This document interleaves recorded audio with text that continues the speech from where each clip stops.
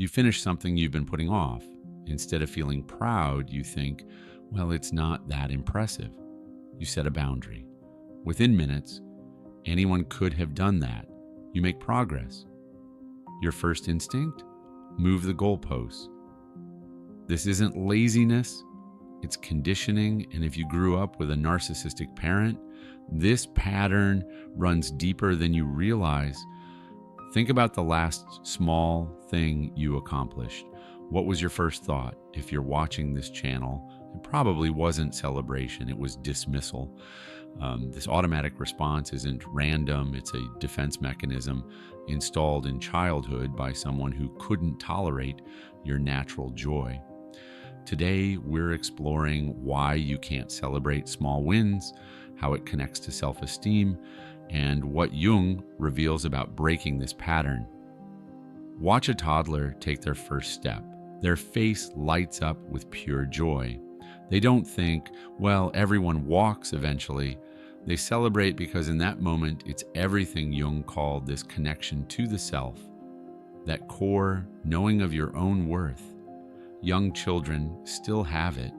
They haven't learned to suppress it yet. In healthy families, your wins get mirrored back. You did it. I saw how hard you tried. This teaches you that your achievements matter, that you're worthy of positive attention. But with narcissistic parents, your small wins trigger something else. You're 7. You learn to tie your shoes after struggling for weeks. You run to show your father, beaming. A healthy parent. Great job. You worked really hard. A narcissistic parent. About time. Your sister learned that at 5. That's what you're excited about. Wait until you have real problems. Complete indifference, doesn't even look up. Or worst, you think you're so special, don't you? This isn't just disappointment, it's a rupture in how you relate to yourself. Your psyche is adaptive. When joy gets punished or ignored, you learn something critical. Your positive feelings about yourself are dangerous, so you develop a defense. You dismiss your achievements before anyone else can. You beat them to the punch. The internal dialogue becomes, this isn't worth celebrating. It's not good enough. Other people do this easily.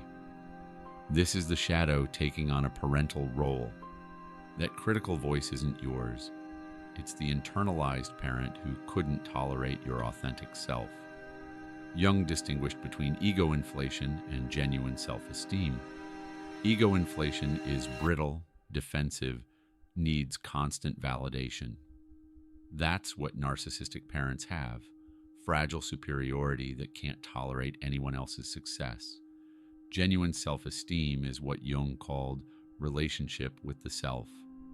The quiet knowing that you have inherent worth, that your efforts matter, that small progress is meaningful. When you can't celebrate small wins, you don't have low self-esteem. You have a severed connection to the self-celebration isn't arrogance. It's maintaining that vital connection. It's saying, I see you. This effort matters.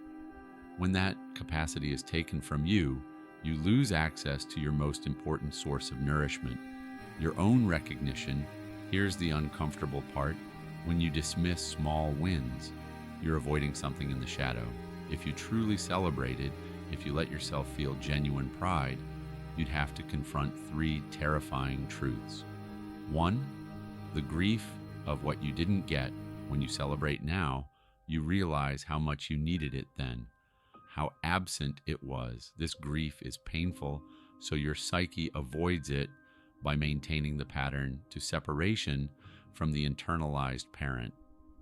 Celebrating means defying that internal critic, saying, you're wrong about me.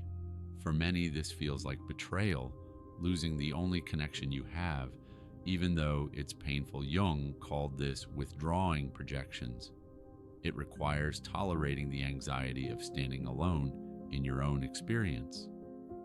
3, your own power. If you acknowledge that small efforts create real results, you have to take responsibility for your life. You can't hide behind, nothing I do matters anyway. The inability to celebrate small wins is often a defense against recognizing your own agency. Many defend this as humility. I don't want to be arrogant, but refusing to acknowledge your efforts isn't humility. It's self-abandonment disguised as virtue. True humility is recognizing both limitations and genuine strengths.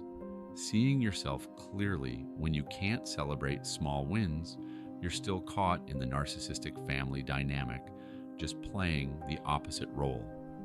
The narcissist says, "I'm perfect." You say, "I'm nothing." Both are distortions. The integrated position, "I'm a human being who makes efforts, some succeed."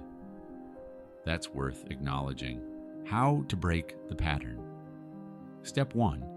Notice the dismissal. Start by observing when you dismiss wins. Don't try to change it yet. Just notice.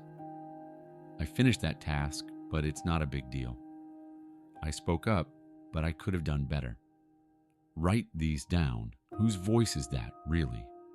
Close your eyes and listen. Can you identify the origin? Step 2. Dialogue with the critic. Jung's active imagination technique. Imagine the critical voice as a figure. What does it look like? What's it afraid will happen if you celebrate? Often you'll discover, if you celebrate, you'll stop trying. If you feel good, others will attack you. If you acknowledge success, you'll face how much you've lost. These fears are based on real childhood experiences. The critic is trying to protect you from an environment that no longer exists. Step 3, practice self-acknowledgement. Every time you notice a small win, sending an email, washing dishes, pause for 10 seconds. Place your hand on your heart. Breathe. Say internally, "I see this, I acknowledge this effort, this matters." It will feel absurd.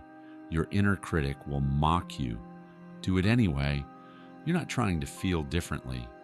You're practicing the behavior of self-recognition. Over months, something shifts. The capacity grows. Step 4, allow the grief. At some point, you'll feel deep sadness for the child who needed recognition and didn't get it. For all the dismissed moments of achievement, this grief is healing. Jung understood we must mourn what we didn't receive before we can step into what's possible. Let yourself feel it. Journal. Write a letter to your younger self, acknowledging what they needed. This isn't about blaming parents.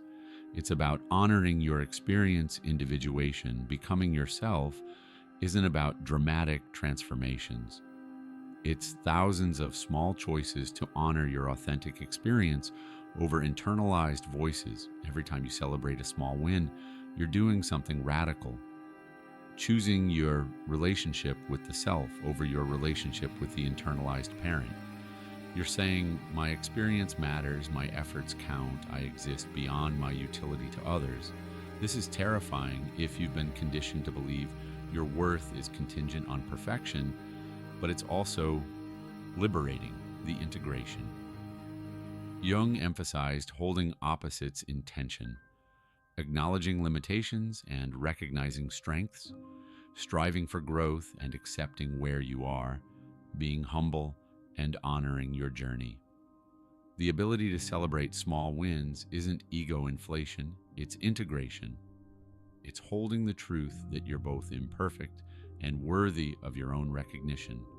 Most people swing between harsh self-criticism or defensive grandiosity. The integrated position is softer.